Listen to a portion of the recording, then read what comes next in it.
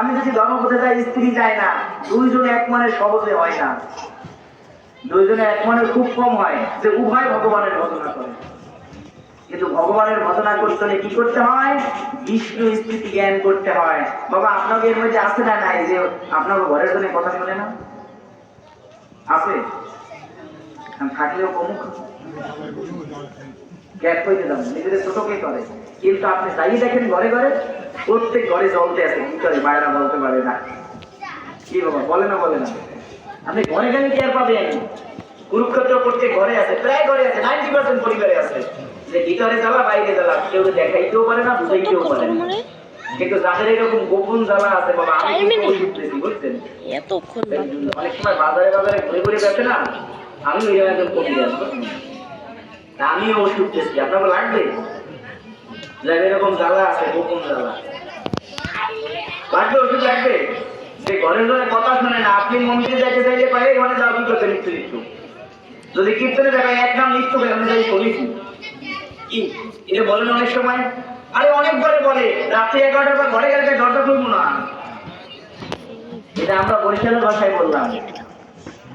রাত্র 11টার পর অনেক ঘরে গেলে বলে এত রাত্রিরে নিত্য নিত্য বাইরে থাকো কি, মানুষ তোমার লজ্জাবোধ নাই? এরকমও বলে অনেক ঘরের পুরুষ বা কোনো ঘরের নারী, যারা যে ঘরের যেজন যেরকম সেই ঘরেরটা বলে।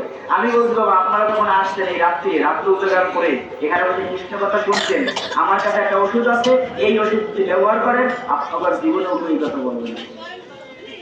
তাই বিষয় যদি হয় খারাপ হয় না কি? যে ছেলে আপনার কথা শোনে না, সেই ছেলে আপনার কথা শুনবে। ছেলের যাইতে পেলে উত্তর দিক, ছেলে যায় দক্ষিণ দিক।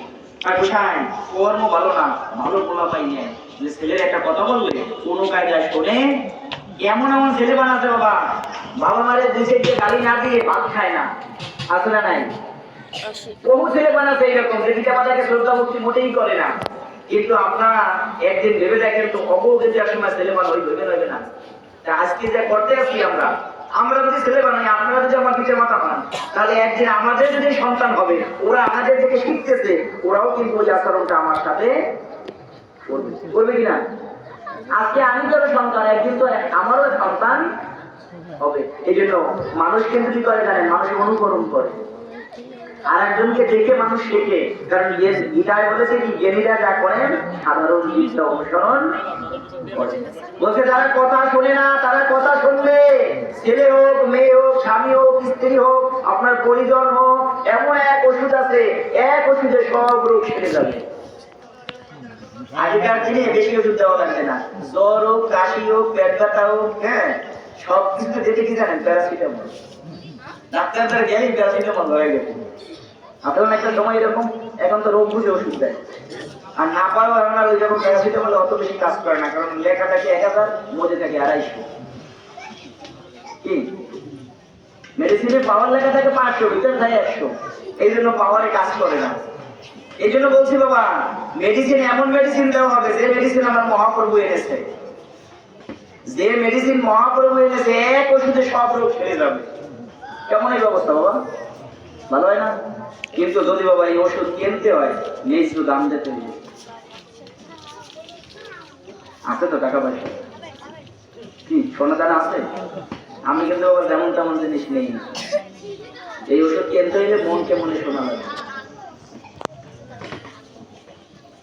কি? আমাকে বলে শোনা আছে, তুমি টেন না পাই, আমি যদি চাইয়ে পাই ও মা এ সাবধান, আমি কিন্তু জানি কি একবারে আসার কি একবারে নাই। যদি ওষুধ